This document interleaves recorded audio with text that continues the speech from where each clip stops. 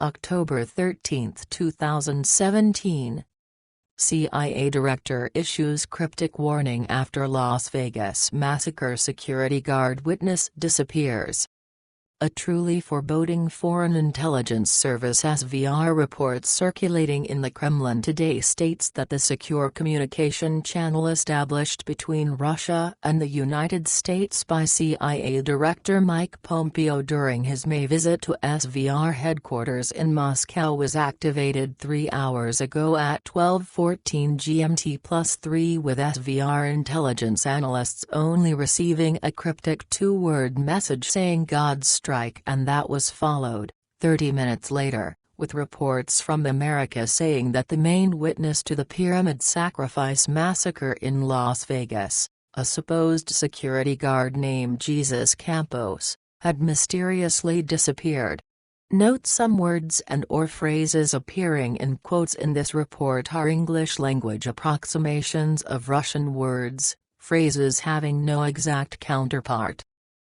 According to this report, Jesus Campos was a supposed security guard at the MGM-owned Mandalay Bay Hotel on the night of the Las Vegas massacre, and who was initially hailed by the U.S. propaganda mainstream media as a hero for his being the first one to call the police to report Stephen Paddock was firing weapons from his 32nd floor hotel room, but whom the SVR quickly discovered was not registered as a security guard in the state of Nevada, and even more mysteriously, all of his employee information was scrubbed from the MGM internal base for reasons left unknown to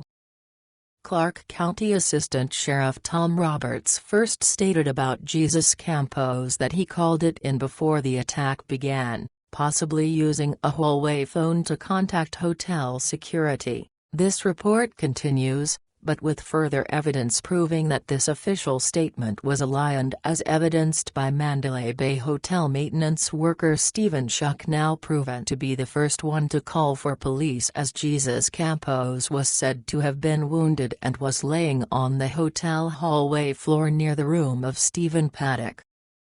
With the timeline of this massacre constantly being changed, this report notes, the CIA narrative fixers to this massacre had scheduled Jesus Campos to hold 5 interviews today with the U.S. mainstream propaganda media, but that immediately after these interviews were set, he simply disappeared, and with his house being watched over by armed guards believed to be paid for by the FBI, but this same protection, strangely, not being afforded by the FBI to the home of Stephen Paddock that was left unguarded and was broken into, and that contained what a friend of Paddock's described as a huge gunroom, and Paddock's neighbors, also, described their seeing a massive and mysterious safe in his garage. Of the many troubling aspects relating to Jesus Campos, though, this report says, is the CIA's flooding the internet with false photos of him, and that SVR intelligence analysts state is due to the CIA's covering up the video of an armed assault team led by a known Israeli operative for the Institute for Intelligence and Special Operations Mossad working for, with the secretive Las Vegas private mercenary company named Rome Security Services, showing them leading Campos under armed guard out of the Tropicana Hotel at the same exact time he was supposedly in the Mandalay Bay Hotel, with this video showing Campos wearing a white t-shirt and black shorts, while the Mossad operative leading this armed assault team can be seen wearing a yellow shirt and carrying his standard issue IWIG Alomar micro-assault rifle, Micro Galil.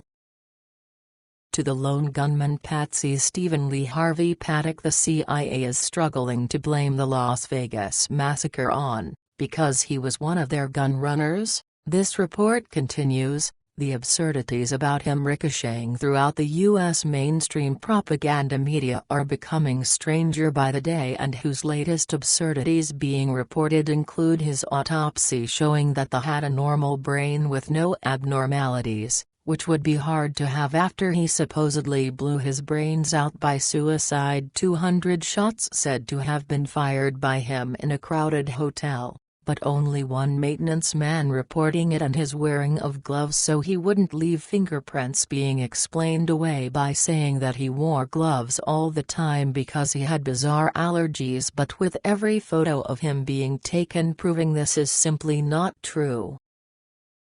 To the meaning of the cryptic God strike message sent by CIA Director Pompeo to the SVR, it remains more highly classified than this general report allows public knowledge of, but whose attached appendices do, in fact, provide some clues, most specifically a meeting held in Las Vegas just weeks prior to the Pyramid Sacrifice massacre occurring, where the citizens of this city were warned that they needed to prepare for a disaster.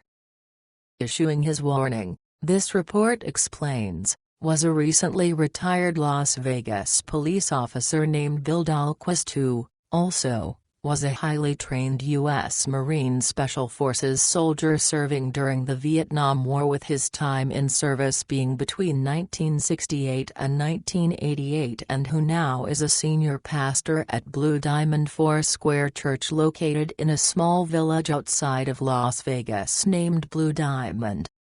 Though virtually unknown to the American people, this report explains, the Foursquare Church is an international movement of 68,000 churches and meetings places in 136 countries, whose official name is the International Church of the Foursquare Gospel (ICFG), and who are an evangelical Pentecostal Christian denomination that believes in the verbal inspiration of the Bible, the doctrine of the Trinity, and the deity of Jesus Christ. Last year, this report explains, Pentecostal evangelists, like the Foursquare Church, were put under strict anti-terrorism laws throughout Russia governing their actions, and action not taken for religious reasons, but due to their missionary ranks being filled with CIA operatives who have spread all over the world, and that in 1977, the CIA was prevented by a new U.S. law from doing any more. But that the Clinton regime's CIA Director John Deutch, in 1996, stated the CIA could ignore in cases of unique and special threats to national security. Also, and again virtually unknown to the American people, this report continues, these Christian evangelical CIA operatives have for decades permeated the missionary and operative ranks of not only the Foursquare Church, but those of the Campus Crusade for Christ, the Moral Majority, Pat Robertson, and the Christian Broadcasting Network, Trans World Missions, World Vision, the Gospel Crusade, and the Christian Emergency Relief Team 2, and with their all having the single-minded goal of destroying forever in American what is known as liberation theology.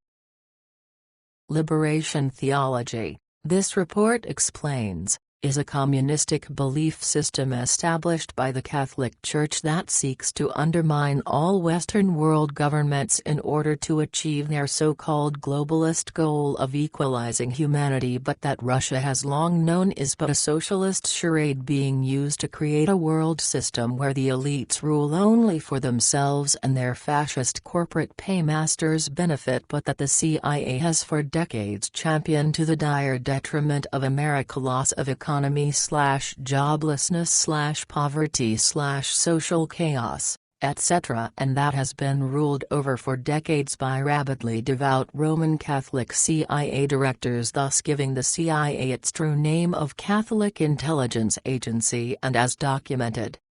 the United States is a country in which, with the recent exception of the Supreme Court, Catholics have never dominated the highest offices.